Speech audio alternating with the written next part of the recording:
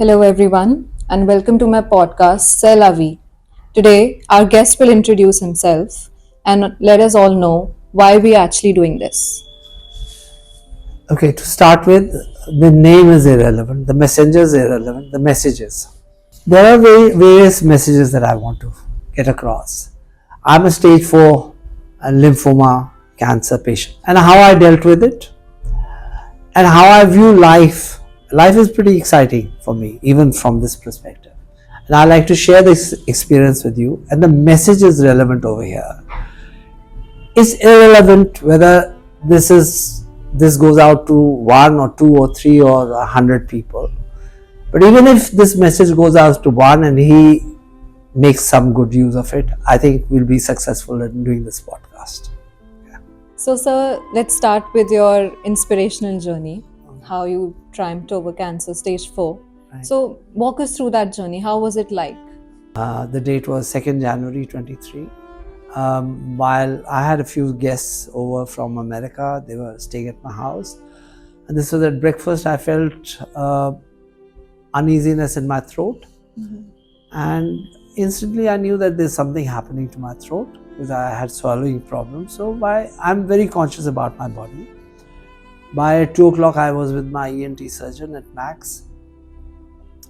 And he had to look at it and he said, yes, there is something going there. And so my next thing to him was that take it out, whatever it is. So he says, if it's cancerous, you do not plunge into something like this. Yeah. You go through a biopsy and, The whole procedure. and you don't want metastasis to take place over there. And that can be pretty dangerous. I insisted, I said, you go in, take out, and then we'll do the biopsy and we'll see what happens. But I want whatever is obstructing my throat taken out. So how we look at cancer, I want to take you through that journey. I'm not afraid of death. And to me, cancer was not a fearful thing as it is to most people. 95% of people that I know are afraid of this term, and they call it the capital C, or they call it.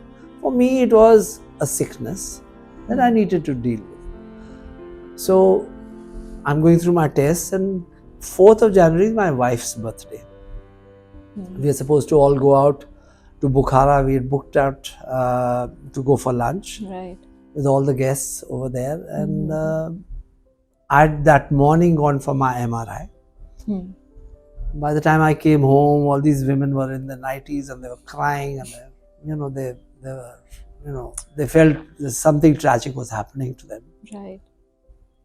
So my first reaction was, guys, get out of the house, go stay in a hotel, do your crying, get over this, because I don't want any negativity surrounding me. So they were pretty appalled with my reaction.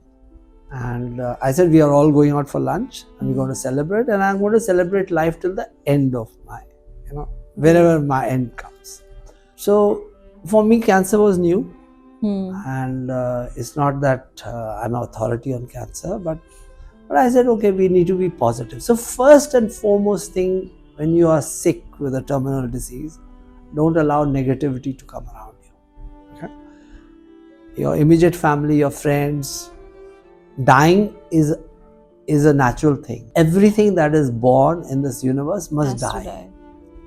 Including the gods that come out of this creation must also collapse. When pralaya happens in our scriptures, that there's a time when pralaya happens, the universe collapses.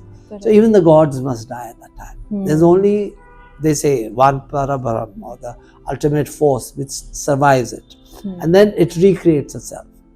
I'll just explain you what Shunya is. Shunya is like a circle which has no beginning and end. No end. Everything merges into it and comes out of it. So death has to happen to us. So for me, I am pretty aware of it, and I'm very conscious of it, and I'm comfortable with death.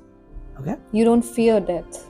I don't fear death because I believe that death is just a change of a posture, that you go from one being to another. It's like changing clothes. It's like, so you change your bodies.